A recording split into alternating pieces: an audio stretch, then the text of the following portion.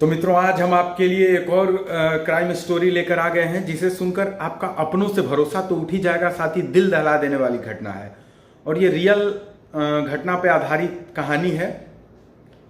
मेरे एपिसोड में आप जो भी कहानी सुनोगे सब रियल घटना पे आधारित होगी। तो आइए बिना देरी किए कहानी को हम लोग शुरू करते हैं। तो दोस्तों, घटना है मध्य प्रदेश के जबलपुर के एक छोटे से गांव चरगांव की, जहां पे 6 भाई रहा करते थे। उनमें आपस में बड़ा प्रेम था, ऐसा नहीं है कि कोई झगड़ा झंझट था। 6 भाई के परिवार भी साथ में एक ही साथ रहा करते थे और वे लोग बड़े संपन्न थे। संपन्न कहने का मतलब कि उनके पास 40 एकड़ की कुल भूमि थी, जिससे वे लोग खेती करते थे, जिससे अच्छा खासा अनाज मिल जाता था। तो कह सकते हैं कि वे लोग संपन्न थे, क्योंकि 40 एकड़ जमीन छोटे किसान के पास तो नहीं होती। क्या होता है कि इनका परिवार ऐसे ही खुशी से चल रहा था, मतलब कोई झंझट नहीं था। तब तारीख थी 8 अप्रैल 2019 की बात है। तब इनके परिवार पे एक बड़ा संकट आता है। इनका एक भाई जिसका नाम था उत्तम गिरी, उसका एक बेटा था जिसका नाम था बादल, जो कि 10 वर्ष का था। बादल ऐसे ही अपने घर में खेल रहा था, बैठे बैठे बोर हो गया तो अपने दोस्तों के साथ बाहर खेलने जाता था। तो अपनी माँ से बोला कि माँ, मैं बाहर खेलने जा रहा हूँ। सुबह का समय था, तो माँ ने भी सोचा कि बच्चे तो पास में ही खेलने जाते हैं। माँ ने भी अपना रोक टोक नहीं किया। अब बादल खेलने जाता है। ऐसे 2 घंटे बीत जाते हैं, बादल नहीं आता है। तो माँ को थोड़ी चिंता होती है। पिता भी घर पे आते हैं तो बादल के बारे में पूछते हैं। तब तक ज़्यादा समय हो गया था, 2.5 घंटे बीत चुके थे। तो ऐसी ऐसी बातें सबको पता चली। अब ऐसे अगल बगल पूछताछ करते करते 5 घंटे का समय लगभग बीत गया। तो सबको चिंता होने लगी। अब गांव में पूरा शोर टाइप का मच गया। सब लोग इसके विषय में बात करने लगे, लड़का आखिर गया कहाँ। आसपास के लोग भी खोजबीन में जुट गए। लेकिन अब शाम हो गई और बच्चे का कोई खबर न मिला। बादल अभी तक घर नहीं पहुंचा। तो अब घर वाले पुलिस के पास जाते हैं और रिपोर्ट लिखवाते हैं। और पुलिस रिपोर्ट लिखती है और तुरंत पुलिस हरकत में आती है, क्योंकि पास ही के जबलपुर में अभी हाल ही में 2 बच्चों के गायब होने की घटनाएं सामने आई थी और फिर दोनों बच्चों की लाश मिली थी। तो इससे पुलिस हरकत में आई और पुलिस ने अपनी एक टीम बनाई और खोज के लिए पुलिस निकली। आसपास के सभी घरों से पूछताछ किया गया, इस तरह घरों की तलाशी भी ली गई, लेकिन कुछ हाथ नहीं लगा। अब 9 अप्रैल का समय आ गया। 9 अप्रैल को भी पुलिस ने बहुत खोजबीन की, बहुत जांच की, परिवार वालों से पूछताछ की, आसपास के लोगों से पूछताछ की। साथ ही साथ पुलिस ने आसपास के सारे एरिया को खंगाला, लेकिन फिर भी कुछ समझ नहीं आया। परिवार वालों का रो रो कर बुरा हाल था। अब ऐसे समय बीतता गया और तारीख 11 अप्रैल की आ जाती है। आज लगभग बच्चे को गायब हुए 3रा दिन था, लेकिन बादल अभी तक नहीं लौटा। तो पुलिस को शक हुआ कि मामला तो बड़ा गड़बड़ है, क्योंकि बच्चा 3 दिन तक वापस नहीं लौटा और बच्चे के किडनैपिंग की भी कोई खबर नहीं है, क्योंकि फिरौती मांगने वाला भी फोन नहीं किया अभी तक। तो 11 तारीख को ऐसे गांव का बॉर्डर सारा सील कर दिया गया था। आसपास के लोगों से पूछताछ की जा रही थी और आसपास के गांव के घरों से भी जानकारियां जुटाई जा रही थी पुलिस द्वारा। और फिर होता क्या है कि तब तक गांव वालों को गांव के बगल में एक मकान था जो कि खाली पड़ा था। उस मकान में बदबू आ रही थी। तो लोगों ने पुलिस को बताया कि गांव के बाहर ऐसा मकान है जो हमेशा खाली पड़ा रहता है, वहां से बहुत बदबू आ रही है। तो पुलिस वालों का तो काम ही है छानबीन करना। तो वे तो समझ गए कि आखिर माजरा क्या है। उन लोगों ने तो भांप लिया। खैर, लोग अंदर गए मकान में गए तो पता चलता है कि वे लोग देखते हैं कि एक बोरी में कुछ बंधा हुआ है जिससे बदबू आ रही है। अब बड़ी हिम्मत करके पुलिस वाले उस बोरी को खोलते हैं तो देखते हैं कि उसमें बादल की लाश पड़ी हुई थी, जो कि लगभग सड़ रही थी, इसलिए वो बड़ी बदबू दे रही थी। बच्चे के हाथ पैरों को जो तार होता है उससे बांधा गया था, तार से बांधा गया था उसके हाथ पैरों को। अब परिवार वाले देखे तो रोने लगे, चीखने लगे, चिल्लाने लगे कि किस तरह से मारा गया है। अब इस तरह बादल को मारा गया था। आखिर अब पुलिस कड़ी जोड़ने लगी कि किसने आखिर मारा।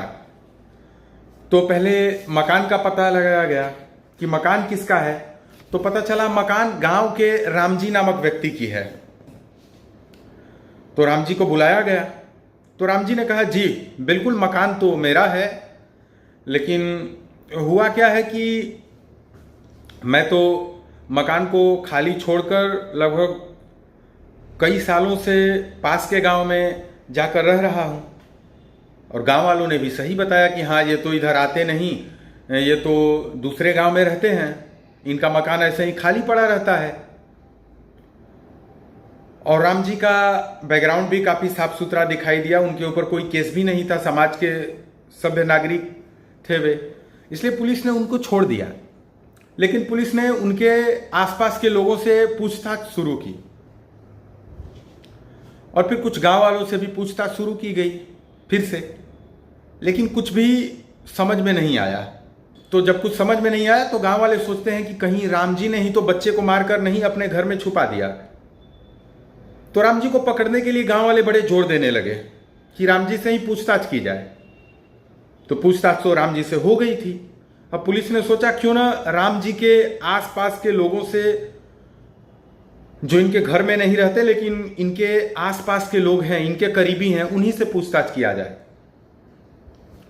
तो एक नाम आता है इसमें मुकेश श्रीपाल की। मुकेश श्रीपाल जो कि राम जी का भतीजा था, और वो पुलिस की छानबीन में 2-4 बार दिखा भी था, पुलिस ने उससे बयान भी लिया था। तो पुलिस फिर उससे दोबारा पूछताछ करती है तो पुलिस को पता चलता है कि इसके पहले के बयान में और अभी के बयान में कुछ हेर फेर है। तो पुलिस को शक होता है, पुलिस उसका बैकग्राउंड छानती है। तो पुलिस देखती है कि ये व्यक्ति क्या है कि एक जुआरी किस्म का व्यक्ति है जो जुआ खेलता है, और ये बेरोजगार है, कुछ करता वरता है नहीं, लेकिन उस पर मर्डर का कोई मुकदमा नहीं है, नहीं मर्डर जैसी कोई घटनाओं को इसने अंजाम दिया है। लेकिन जब पुलिस ने उससे पूछताछ की तो दोनों बार पूछताछ करने में पुलिस को कुछ भिन्नता आई, कुछ विरोधाभास हुआ। तो वो पुलिस ने उस पर शक जाहिर किया, और अब देखिए कड़ी से कड़ी जुड़ती जा रही है। पहले क्या होता है कि बादल के परिवार वालों से पूछताछ किया गया, फिर राम जी के परिवार वालों से, फिर राम जी से पूछताछ किया गया, राम जी के परिवार वालों से पूछताछ किया गया, फिर राम जी के थोड़े जो हट के लोग हैं उनसे पूछताछ किया गया, यानी जिसमें मुकेश श्रीपाल से पूछताछ किया गया। अब मुकेश श्रीपाल तो कुछ बता नहीं रहा था, लेकिन उसके जवाब में थोड़ा सा विरोधाभास था, कुछ अलग थलग वो बता रहा था। इसलिए पुलिस ने सोचा कि अब मुकेश श्रीपाल के दोस्तों से या करीबियों से पूछताछ की जाए। तो जब मुकेश के दोस्तों का पता लगाया गया तो पुलिस वालों को एक बहुत ही भयंकर बात पता चली, जिस पे पुलिस वालों को विश्वास नहीं हुआ था। क्या हुआ था कि मुकेश के जो मित्र थे, मुकेश के मित्रों में उसका एक मित्र था बादल का अपना ताऊ। ताऊ मतलब उसके बड़े पापा, जो कि मुकेश का मित्र था। तो अब पुलिस ज्यादा हरकत में आती है, क्योंकि पुलिस को कुछ तो कड़ी इसमें जुड़ती हुई दिख रही थी। तो अब पुलिस करती क्या है कि पहले तो उसके ताऊ का बैकग्राउंड छानती है, जिसका नाम था अनिल उर्फ अन्नू। अनिल, उसको लोग शॉर्ट में अन्नू बुलाते थे, जिसे उर्फ नाम किसी का नहीं होता है, उसी तरीके से उसका नाम अनिल था, लोग उसे अन्नू बुलाते थे। तो अन्नू की कुंडली छानी गई। तो घर वाले बताए कि उसने अभी हाल में कहीं वे लोग बड़े जुआ खेलने गए थे, हार गए थे, तो उन पे ज़्यादा कर्जा हो गया था। तो लेनदारों के फ़ोन आ रहे थे, तो कुछ पैसे हम लोगों ने मिल कर दिए, बाकी पैसे और मांग रहा था। तो हमने बोला कि अभी फसल कटेगी, बेची जाएगी, उस समय और जो कर्ज है उसको चुका देना। लेकिन पता चलता है कि कर्जदारों के फ़ोन तो आ रहे थे बार बार। तो इसके लिए उन्होंने कुछ सोचा। तो कर्जदारों के फ़ोन से परेशान होकर अन्नू मुकेश से बोलता है कि मेरे भाई का एक बेटा है जिसका नाम है बादल, उसे अगर किडनैप कर लिया जाए तो कुछ काम बन सकता है, कुछ पैसे फिरौती के रूप में मांगे जा सकते हैं और हमारा कर्जा भी चुकता हो जाएगा। तो वे लोग क्या किए कि अब बादल के अकेले होने के, बादल कब अकेला होता है उसकी तलाश में लोग रहने लगे। अब 3 दोस्तों ने इसको मिलकर अंजाम दिया। एक तो मुकेश था, दूसरा उसका ताऊ अन्नू बादल का, और तीसरा था गुड्डू उनका दोस्त।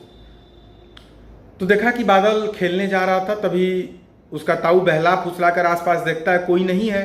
तो ताऊ तो था ही, बादल उसके साथ खेला ही करता था। तो बादल को ले आता है, बादल को बुलाकर और बहला फुसला कर ले आता है। फिर वे लोग जाते हैं उसी खंडहर में बच्चे को लेकर। अब बच्चा भी बड़े समय से घर नहीं गया, तो रोने लगा कि मुझे घर जाना है ताऊ, मुझे घर जाना है। अब क्या हुआ था कि अब वे लोग फिरौती के पैसे तो मांगने वाले थे। अब फिर हुआ क्या कि बादल के ताऊ को फिर अचानक पता चलता है कि बच्चे ने तो मेरा चेहरा देख लिया। अब क्या करें, अब तो वो घर जाकर सब कुछ बता देगा। तब तक पुलिस भी हरकत में आ गई थी, गांव को घेरा जा चुका था। उन लोगों ने शायद फिर सोचा नहीं था फिरौती मांगने के लिए, फिर देखा कि पुलिस आ गई इधर आसपास में, इसीलिए उन्होंने बच्चे को मारने का प्लान बनाया कि इसको मार दिया जाए, नहीं तो ज़्यादा लफड़ा हो जाएगा, पुलिस फिर घर वाले। तो उन्होंने बच्चे को मारकर बड़ी बेरहमी से मारा, उसका गला घोट कर मारा। उन्हें मुकेश ने, उसका कहा जाता है मुकेश ने उसका गला घोटा और मार दिया। और फिर लोग उसे बोड़े में भरकर, उसके शव को, बादल के शव को, और बाइक पे रखकर ले जा रहे थे कि नदी में फेंकने ले जा रहे थे कि नहीं लाश मिलेगी, न किसी को पता चलेगा। तब तक गांव में अपने खेत में टहल रहे एक व्यक्ति उनके बाइक पर लाइट मारता है, तो वे लोग डर जाते हैं और बाइक को फिर से घुमाकर उसी घर में वापस ले जाते हैं जो कि राम जी का मकान था। लाश को उसी में फेंकते हैं और फिर चले आते हैं और ताला भी मार देते हैं। तो घटना यही थी। बाद में तीनों लोग पकड़े जाते हैं और उन पर मुकदमा चलता है, उन्हें सख्त कार्रवाई की जाती है। तो दोस्तों, आज की घटना तो यही थी। पैसों के लिए लोग कैसे कैसे गुनाह करने के लिए तैयार हो जाते हैं। आज की कहानी खत्म होती है। बच के रहिए, आसपास के लोगों को भी आप लोग बचाइए, और आगे की ऐसे ही क्राइम स्टोरी सुनने के लिए हमारे चैनल को सब्सक्राइब करें, वीडियो को अपने मित्रों तक शेयर करें और कमेंट में अगले क्राइम स्टोरी का नाम जरूर लिखें, ताकि हम अगली क्राइम स्टोरी आपके कहे अनुसार बना सकें, बता सकें। तब तक के लिए धन्यवाद।